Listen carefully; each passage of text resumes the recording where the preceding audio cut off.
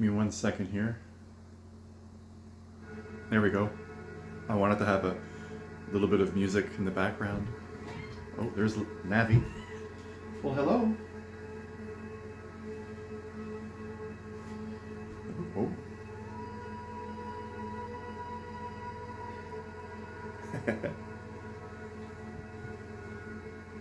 Hello, and welcome back.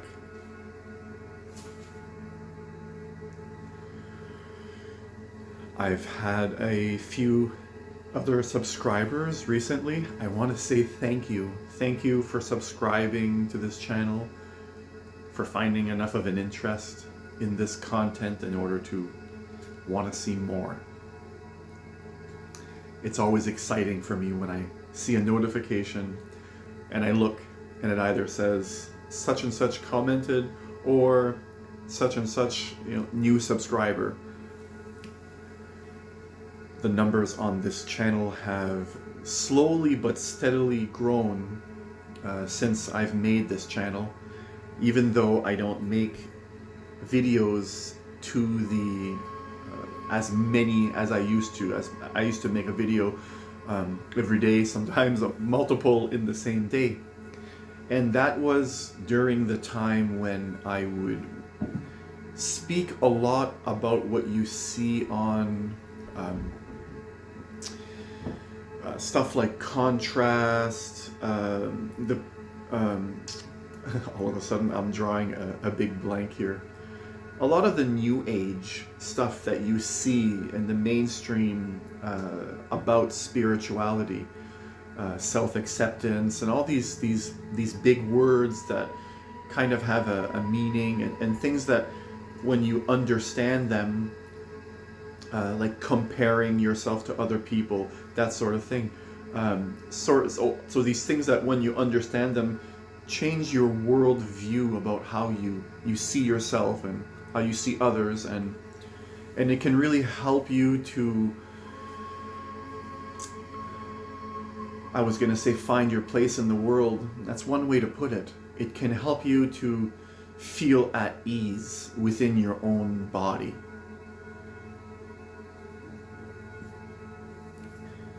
But then you also fall into this belief and you can create a new identity based on all these different concepts that you find floating around in spirituality. The law of polarity, for example. How everything is, another example is how everything is paradoxical. And just all of that. I'm not going to say all of them because I can't think of them all right now. And to be honest, I've dropped the whole thing, really. I've come to a certain point that I recognized for myself it was not really helping me grow past a certain point. I had created a personality, and from that point of view that personality was created, I could see other types of personalities, and it would give me a difference in between these two. So I was this, they are that, therefore I can judge you from my point of view as right or wrong. And it made me a chooser. I chose who I wanted to hang around with and who I didn't. I chose who was right and who wasn't. So that happens. That's a thing you experience along the way, on your journey, on your path. I also want to say that just recently, as of September the 18th, I was going to say celebrated. I didn't really celebrate, but I went through my 7th year after my initial spiritual awakening. 7 years. It's been 7 years that I've been, for lack of a better word, diving deep into meditation, into my own being, into understanding why the human brain does this and that, and just coming to terms with a lot of it, how it works, how it creates a lot of unnecessary anxiety and sometimes necessary anxiety, because sometimes we have to see something that we don't like in order to recognize it as something that's not good for us anymore. Oftentimes we have to experience a certain level of pain and difficulty that are generated from our thoughts in order to say, I've had enough. And everybody's limit of how much is enough is different. We don't all drop certain things after hearing it 10 times or once, which a lot of people would say is enough.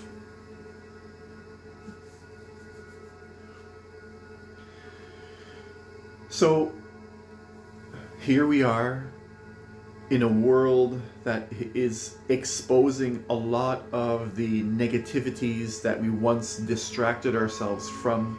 It seems as though the world is blanketed in darkness, almost.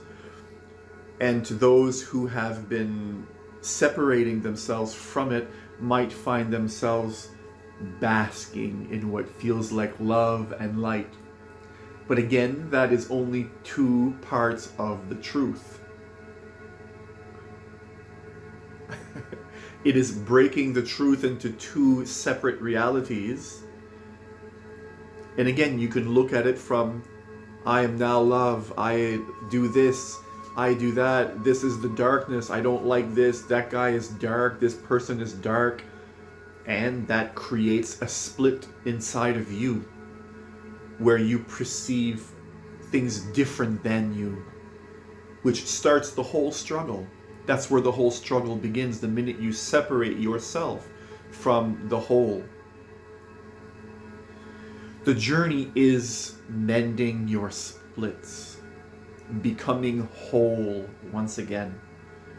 And you know things are going properly, you're going in the right direction, for lack of a better word, when you feel as though every person is okay as they are. When you can see there's less judgment inside of you, and when you recognize that judgment, if you're able to just, if you don't hold on to it so intensely, being able to allow judgment flow through you is part of the journey as well. It's not about stopping your thoughts or forcefully changing your thoughts, although that can have a place. If you believe a thought too much, recognizing the belief in that thought is all you need in order to see that that creates a distance from the thought and your being itself, which is who you are. So the struggle is not to change anyone or even change yourself, but it is to grow into a deeper, more broad perspective where everything you experience, including the thoughts within yourself, aren't taken so seriously.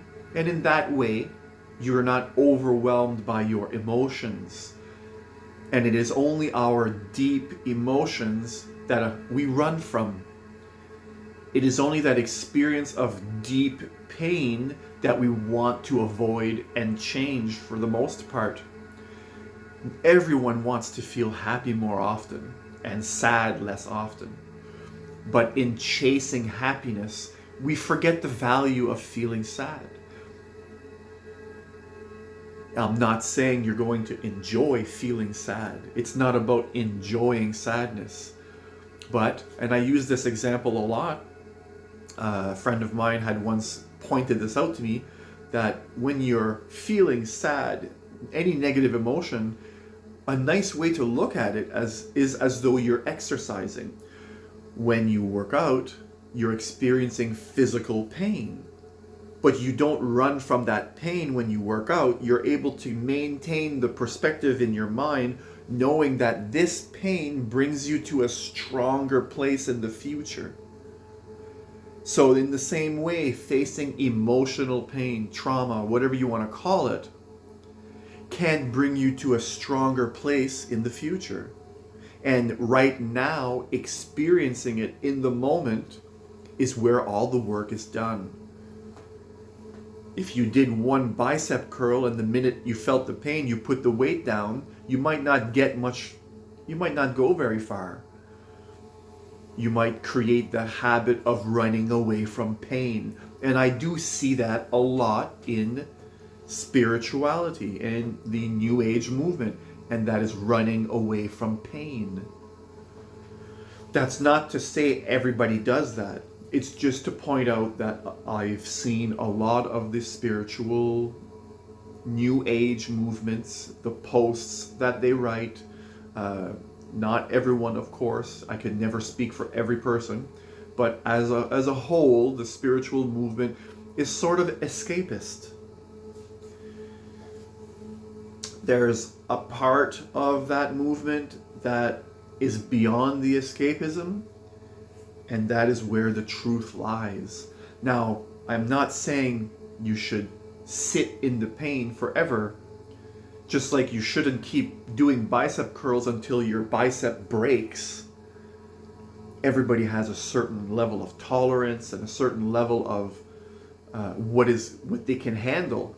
And in my experience and what I've read everywhere, you should do these types of experiences in a very comfortable way.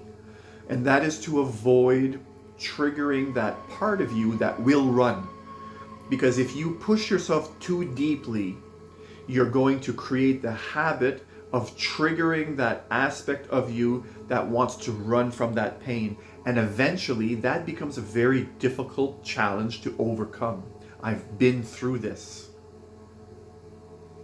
It's taken years, and the hangover of it still lingers on in my experience. A very difficult thing to overcome, and that's to overdo it. You don't want to overdo this spiritual work. You don't want to overdo anything that you're trying to work on the inside. This stuff has to be soft and gentle, as though you can hug yourself from the inside.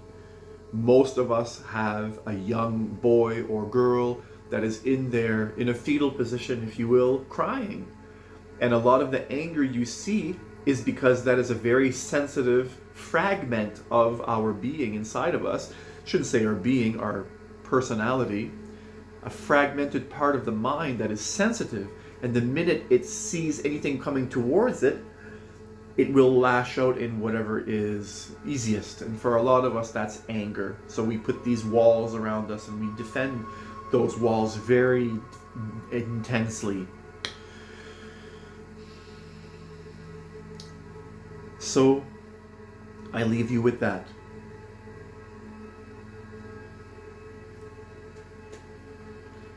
Wherever you are around the world, whatever time it is that you're watching this video, thank you, thank you, thank you. Peace.